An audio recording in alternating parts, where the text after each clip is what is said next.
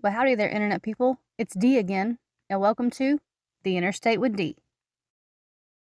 Today is Saturday, March 1st, 2025. Welcome back to our trip on the Interstate.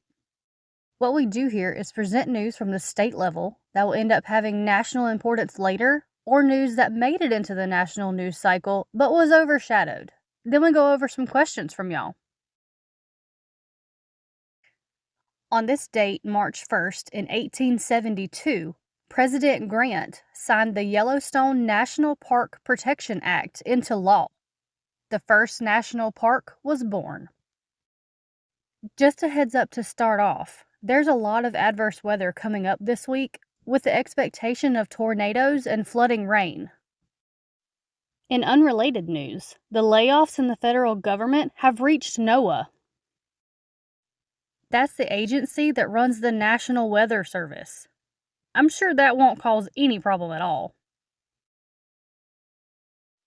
Okay, and on to the news. In Birmingham, Alabama, the Social Security office was reportedly cut by more than 100 people. Representatives are worried about a decline in services and are calling out Musk publicly. In Arizona, laws that passed amid false allegations of voter fraud and required more proof of citizenship were struck down by the appeals court. In California, Elon's Tesla is trying to start a robo-taxi service. Also in California, Giving Day is coming up this week for California State University Northridge, and the channels will be trying to help out Project Rebound. A Colorado woman was charged with vandalizing a Tesla dealership. In Georgia, another community is finding out they're tied to U.S. aid. U.S. aid canceled millions in contracts for peanut butter. The peanut butter is specially formulated as a ready-to-use therapeutic food. There's a question about this later. Elsewhere in Georgia, about 500,000 people are off Medicaid or CHIP as pandemic-era programs expire. In Iowa, the state legislature passed a bill rolling back trans rights.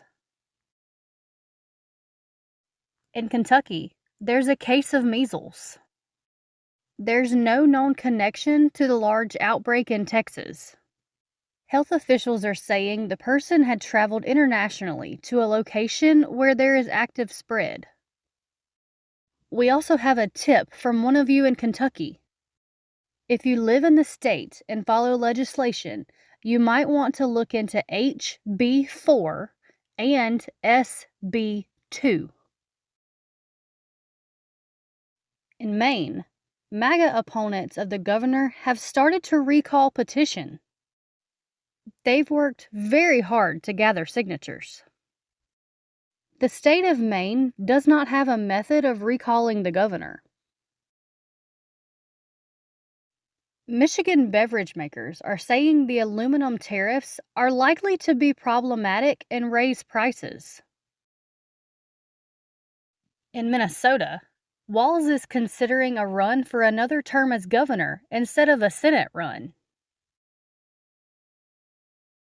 Missouri poultry facilities are being hit hard by bird flu. Trump is trying to rehire those who are combating bird flu after firing them. In New Jersey, there are multiple measles cases. Again, there's no known connection to Texas. In Texas, the measles outbreak appears to be continuing to spread.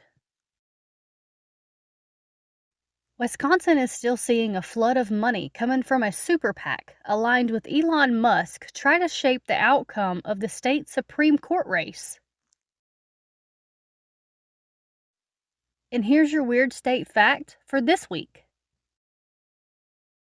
Yellowstone National Park experiences on average somewhere between 700 and 3,000 earthquakes per year, but most aren't felt. Also, don't pet the fluffy cows.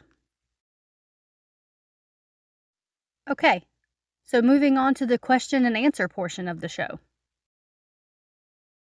Question number 1.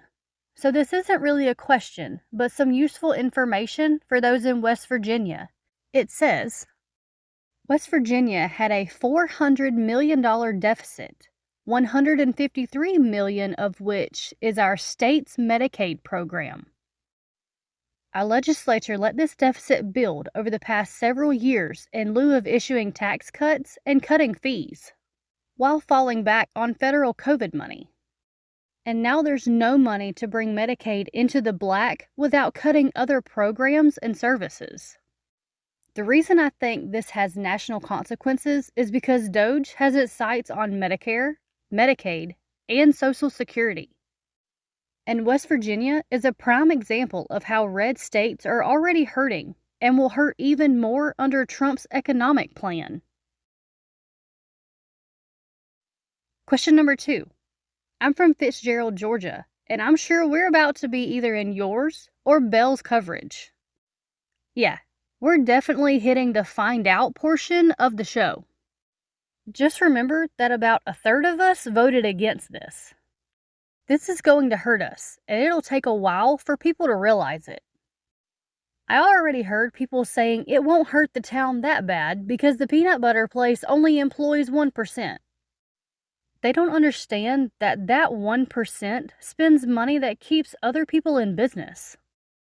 When you cover this, can you please explain that basically all of the foreign aid they're cutting works like this? The money is spent here. This does seem like something that Bell will cover, but just in case.